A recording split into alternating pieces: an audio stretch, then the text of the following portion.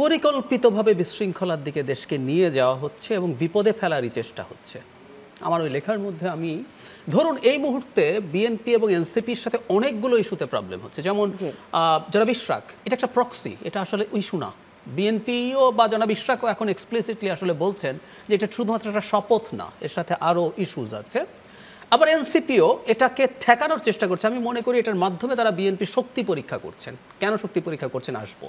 তারপর তারা নির্বাচন কমিশনে গেলেন। তার পরবর্তীতে জনাব ইশরাক, আমরা ধাপগুলো খেয়াল করি, দুজন ছাত্র উপদেষ্টার পদত্যাগ চেয়েছেন। আমরা তো দীর্ঘদিন থেকে খেয়াল করছি তারা আসলে মূলত এনসিপির সাথে অ্যালাইন্ড। ইভেন এনসিপি যখন হয়ও নাই, যখন দুটো সংগঠন ছিল, বৈষম্য বিরোধী ছাত্র আন্দোলন এবং নাগরিক কমিটি, তাদের কর্মসূচি পাল্টাপাল্টি, ইনি শেয়ার করছেন তারটা, তিনি শেয়ার করছেন তারটা, এগুলো আমরা দেখেছি। তো জনাব নাহিদ ইসলাম রিজাইন করলেন এনসিপিতে, মানে ওনার কি হঠাৎ করে একদিন সকালবেলা মনে হলো যে আমি এনসিপিতে যাব?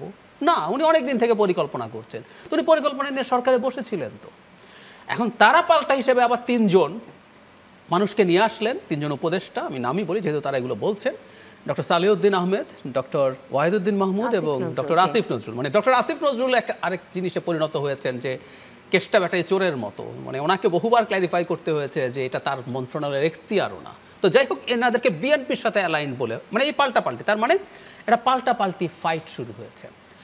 উদ্দেশ্য কি? উদ্দেশ্য নির্বাচন পেছানো। আমি বহুদিন থেকে বলছি, আচ্ছা নির্বাচন পেছানো নিয়ে সমস্যা নাই।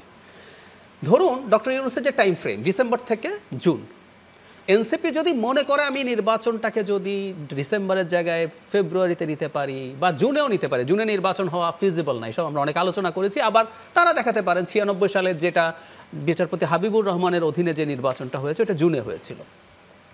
তো ওরা চিন্তা করতে পারে আমার বয়স 1 বছর মাত্র আমার দলের, ডিসেম্বরে হবে, সো 6 মাস বেশি পেলে আমার সুবিধা হবে, ভাবতে পারেন।